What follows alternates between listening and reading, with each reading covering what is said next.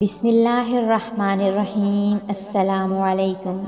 جو مانگو گے ملے گا۔ حضرت حسن بصری رحمۃ اللہ فرماتے ہیں کہ حضرت سمرہ ابن جندب رضی اللہ تعالی عنہ نے فرمایا کہ میں تمہیں ایک ایسی حدیث نہ سناؤں جو میں نے رسول اللہ صلی اللہ علیہ وآلہ وسلم سے کئی مرتبہ سنی اور حضرت ابو بکر اور حضرت عمر رضی اللہ تعالی عنہ سے بھی کئی مرتبہ سنی ہے۔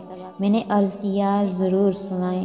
فرمایا جو شخص صبح و شام ان کلمات کو پڑھے، کلمات یہ ہیں: اللہم انت خلقتنی وانت تہدینی وانت تطعمنی وانت تسقینی وانت تمیتنی وانت تحیینی۔